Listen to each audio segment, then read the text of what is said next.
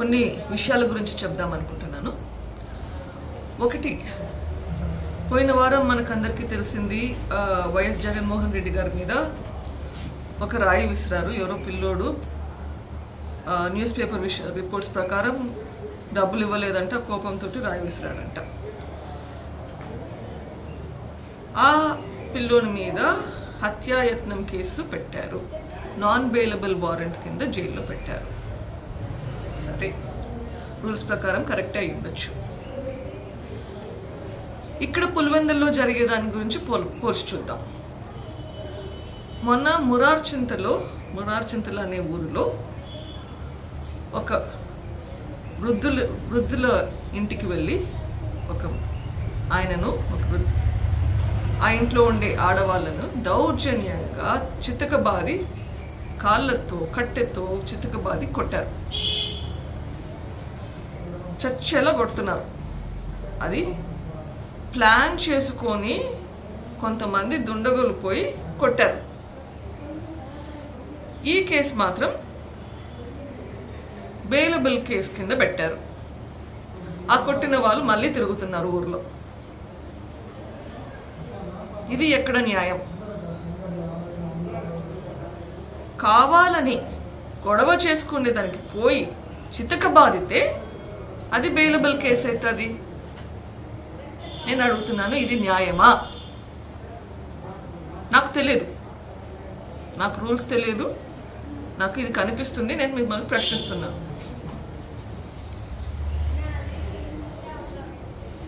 ఈ సంఘటన జరిగినాక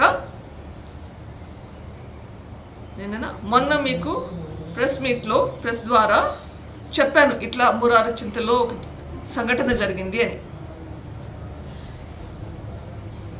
ఇది బయట పెట్టంగానే అక్కడ అవినాష్ రెడ్డికి, వైఎస్ఆర్సీపీ పార్టీకి టెన్షన్ మొదలైంది. ఇంకా ఎప్పుడు ఇట్లా చేయకూడదు ఈ ఎలక్షన్ల వరకు అని ఆర్డర్స్ పాస్ చేసేసారు వాళ్ళ మనుషులకి. భయం పుట్టుకుంది. ఎందుకు?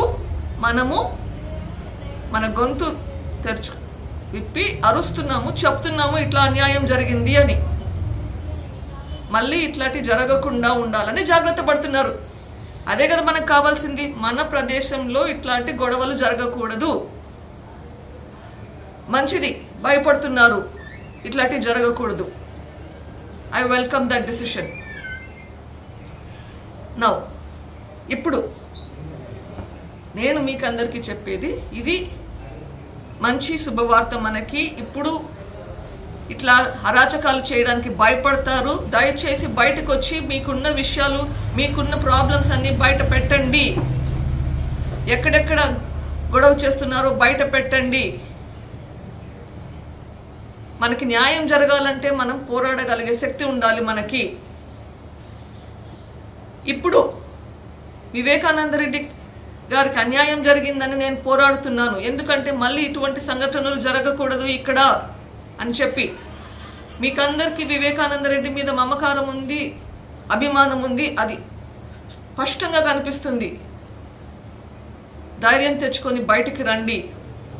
మీరు మీ వాళ్ళందరికీ చెప్పి నిందితులకు ఓటు వేయొద్దు అని చెప్పండి. న్యాయాని కోసం పోరాడుదాం. ఇంకొకటి, ఇది election commission guide lines. Okay, election commission guide lines ప్రకారం కొన్ని విషయాలు మీకు వివరిస్తాను. ఎవరైతే, ఇది ఇంగ్లీష్లో ఉంది, తెలుగులో అనువాదం చేసి చెప్పడానికి ప్రయత్నిస్తాను. ఎవరైతే క్యాండిడేట్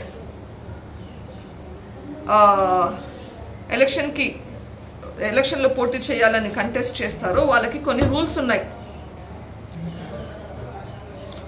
ఈ గైడ్ లైన్స్ క్రిమినల్ యాక్టివిటీస్ గురించి, వాళ్ళ మీద ఉండే క్రిమినల్ యాక్టివిటీస్ గురించి ఏం చేయాలా అన్నదానికి guide lines. Criminal antecedents of political parties and candidates. ఏదైనా క్యాండిడేట్ మీద ఏదైనా కేసు ఉంటే, క్రిమినల్ యాక్టివిటీ ఉంటే ఆ ఇన్ఫర్మేషన్ ఖచ్చితంగా ఎలక్షన్ కమిషన్కి ఇన్ఫార్మ్ చేయాలి. అది బోల్డ్ లెటర్స్తో రాసి పెండింగ్ కేసెస్ అఫిడవిట్లో పెట్టాలి. ఏదైనా పొలిటికల్ పార్టీ ఇటువంటి క్యాండిడేట్స్కి టికెట్ ఇస్తుంటే ఆ ఇన్ఫర్మేషన్ ఆ పొలిటికల్ పార్టీ కూడా డిక్లేర్ చేయాలి, న్యూస్ పేపర్స్లో ఫర్నిష్ చేయాలి. లోకల్ న్యూస్ పేపర్స్లో, నేషనల్ న్యూస్ పేపర్స్లో రెండిట్లో ఫర్నిష్ చేయాలి.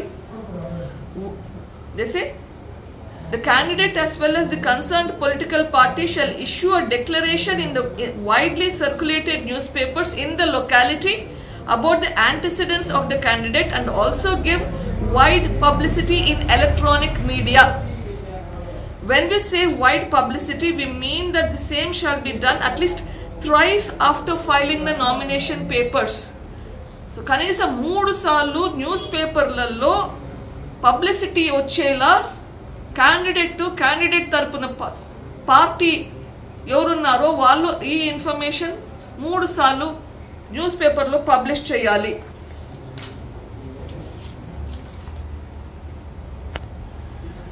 ఇంకోటి, we have also noted that the political parties offer no explanation as to why candidates with pending criminal cases are selected as candidates in the first place.